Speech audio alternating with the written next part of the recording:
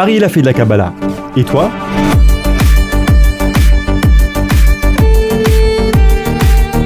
Ariela Shedboun, bonjour et Chag Sameach en ce jour de Hanouka. Je rappelle que tu étudies avec un maître et transmets la Kabbale et la Chassidoute, le titre de tes livres, Une année avec la Kabbale, secret de la Torah et des fêtes juives. La semaine dernière, c'était la rencontre entre Ésaü et Jacob sur la route en direction d'Israël. Cette semaine, dans la parashat Vayeshev, Yaakov, notre père Jacob, s'installe en Israël, plus exactement Eretz Canaan, et le texte nous rapporte que Joseph, jeune homme âgé de 17 ans, était le préféré de son père. Le texte l'appelle « fils de la vieillesse d'Israël ». Et une jalousie terrible de ses frères qui font tout pour se débarrasser de lui. Finalement, ils vont le jeter dans un puits et apporter sa tunique à Jacob. Alors, essayons de comprendre avec toi, Ariela, ce qui se joue dans ce nouvel épisode de la Torah. Pourquoi Jacob préférait-il Joseph à ses autres fils? Pourquoi ses frères le jalousaient-ils tant? Que représente la tunique rayée que Jacob offre à son fils Joseph? Pourquoi Jacob envoie-t-il son fils préféré auprès de ses frères alors qu'il sait qu'il le déteste?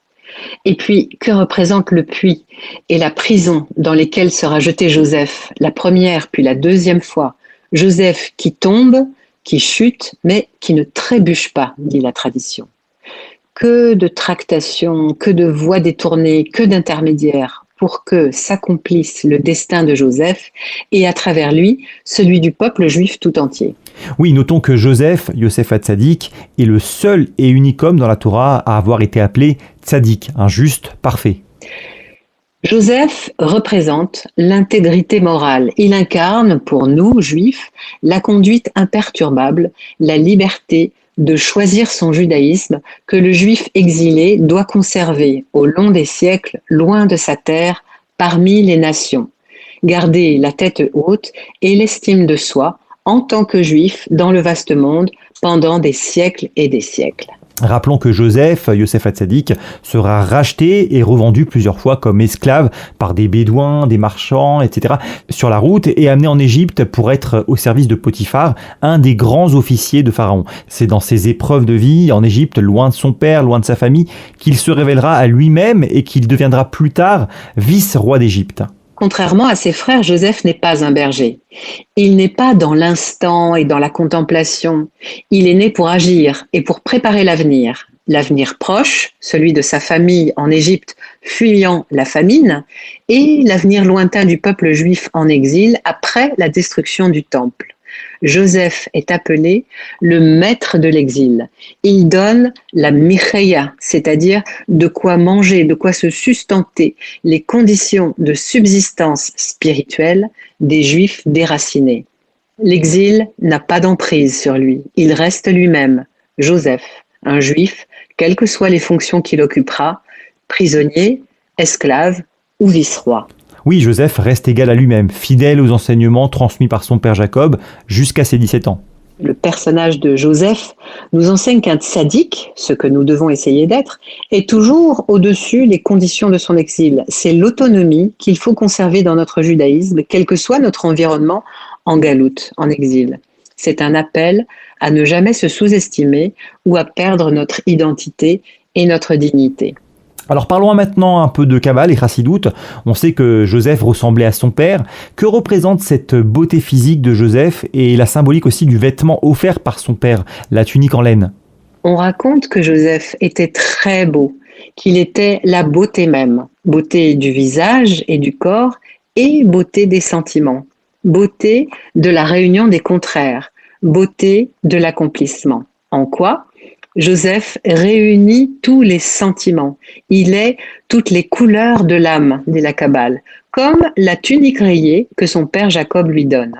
Ces rayures colorées verticales doivent l'aider à diriger ses sentiments et leur influence dans la réalité, l'aider à faire descendre les mondes d'en haut vers le monde d'en bas, à générer une réalité nouvelle. C'est un rêveur, il est beau, il est tzaddik, juste. Qu'est-ce que ça signifie, toutes ces qualités extérieures à première vue, Ariela? Joseph est beau, de l'équilibre de tous ses sentiments. On se rappelle des sphirotes, générosité et rigueur, intelligence et sagesse, splendeur et maîtrise. Et Joseph s'embellit lui-même encore. Il accepte la tunique magnifique pour nous transmettre le message que la vie mérite d'être embellie, que nous-mêmes, nous devons nous embellir en développant les belles qualités dont nous sommes déjà dotés. Joseph est par nature l'équilibre de tous les sentiments divins, de toutes les sphirotes. Ainsi, Joseph représente symboliquement l'aboutissement du travail spirituel de ses pères, Abraham, Isaac et Jacob, l'accomplissement d'une personnalité parfaitement équilibrée avec la faculté supplémentaire d'aller vers le monde. La nature de Joseph est de contenir tout ce qui l'a précédé.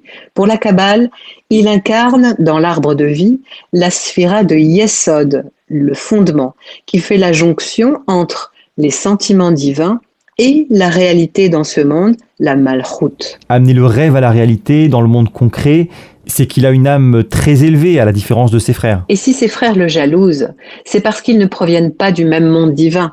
Ses frères ignorent l'origine de l'âme de Joseph, car celle-ci prend sa source dans le monde divin de l'émanation, Hatzilut, comme celle des trois patriarches, Abraham, Isaac et Jacob, alors que ses frères sont nés d'un monde divin inférieur, le monde de la création, Olam Abriya.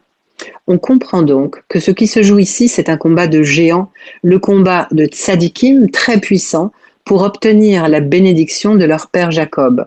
12 tribus, certes, mais une seule bénédiction suprême, celle qui passera par Joseph finalement et qui donnera le Messie. Mashiach ben Yosef, c'est le fils de Rachel, à l'instar de Mashiach ben David, qui lui est issu de Léa et descendant de la tribu de Yehuda, Juda. On va maintenant rentrer plus profondément dans le texte et essayer de comprendre pourquoi tout ce processus, les rêves de Joseph, la jalousie de ses frères qui le jettent et le font descendre au fond d'un puits. On remarquera que toute la paracha Vayeshev s'inscrit dans un mouvement vertical du haut vers le bas.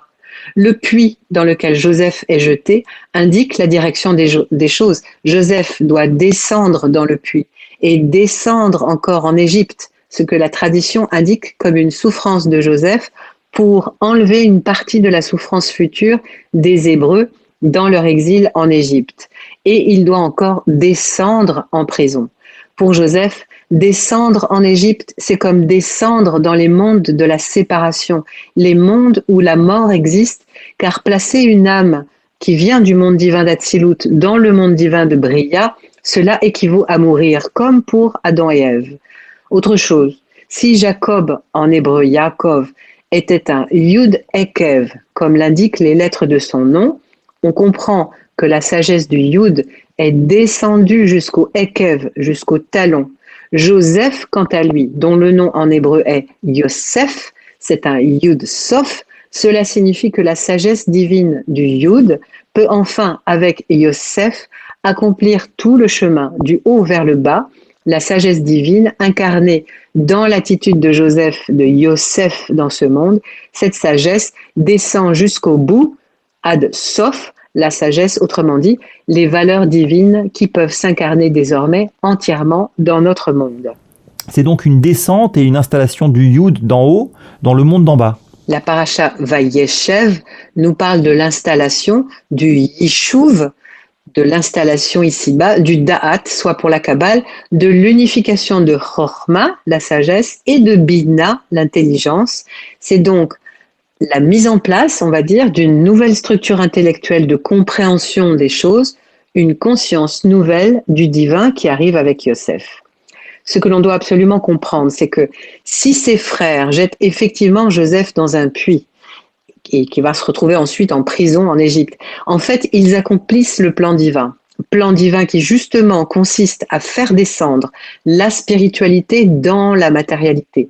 La descente en Égypte est une autre chute vers les mondes de la séparation, nous dit la Kabbale, et la prison en Égypte est une descente plus dure encore pour Joseph. Mais en dernière instance, et quelle que soit la manière d'y parvenir, la sagesse divine doit descendre jusqu'en bas, jusqu'au bout.